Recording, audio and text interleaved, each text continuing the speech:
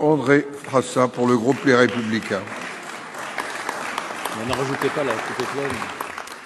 Merci Monsieur le Président. Ma question s'adresse à Monsieur le ministre de l'Europe et des Affaires étrangères. Monsieur le ministre, depuis plus de 30 ans, le conflit qui ensanglante la région du Kivu et plus largement l'Est de la RDC ne cesse de préoccuper la communauté internationale sans pour autant qu'elle prenne une position claire et sans ambiguïté.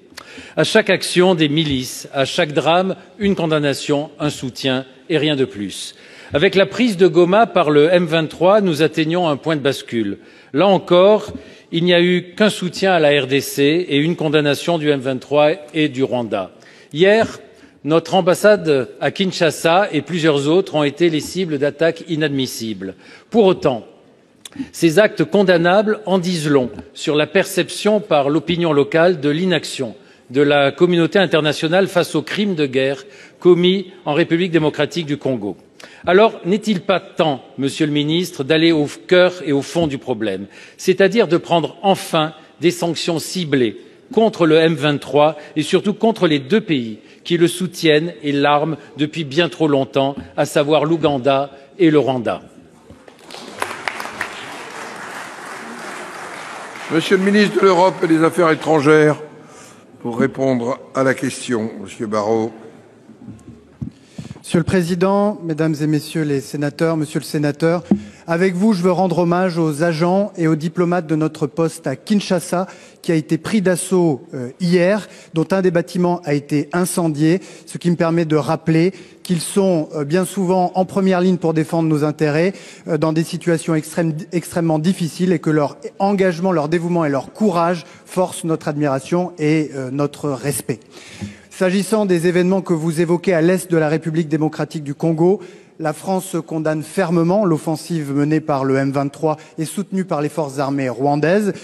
Elle porte atteinte à l'intégrité territoriale et à la souveraineté congolaise. Elle aggrave une crise humanitaire qui est d'ores et déjà la deuxième, la plus grave sur toute la planète, en ayant provoqué depuis le début de l'année plus de 400 000 déplacements de population, après les 2 millions de personnes déplacées l'année dernière, et en mettant à rude épreuve les forces onusiennes, la MONUSCO, qui sur place protège les populations civiles et dont 3 casques bleus ont d'ores et déjà payé de leur vie leur engagement au service de leur protection.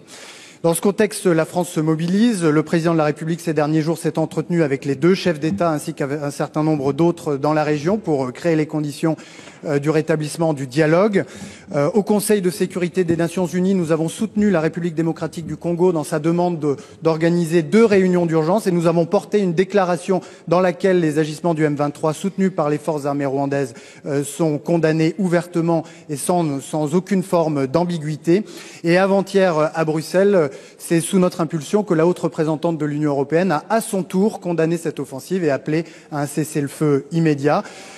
Vous le savez, jusqu'à présent, c'est le processus de Luanda qui a organisé la relation entre RDC et le Rwanda, et c'est le processus de Nairobi qui a organisé les relations entre le RDC et les groupes rebelles dont le M23 fait partie.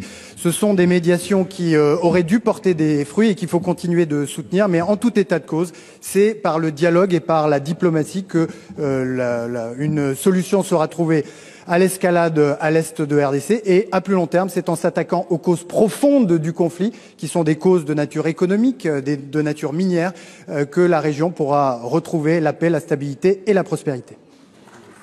Monsieur Frassa. Monsieur le ministre, on condamne, mais il manque l'essentiel. C'est-à-dire que, rien que pour vous rappeler, l'Union européenne finance à hauteur de 20 millions l'armée rwandaise pour intervenir au Mozambique,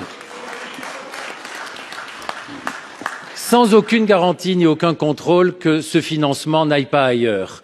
Le Rwanda est un exportateur de coltan, alors il n'y en a pas 1 gramme sur son sol. Et 60 à 80% des réserves mondiales de coltan se trouvent, comme par hasard, à l'est de la RDC. Là aussi, il y a quand même de quoi s'étonner qu'il n'y ait pas de sanctions là-dessus. Je relaye et je fais, au nom de 95 parlements francophones, l'appel solennel à ce qu'il y ait des sanctions. Ce serait l'honneur de la France d'être à la tête de demandes de sanctions contre l'Ouganda et contre le Rwanda. Ce serait son honneur.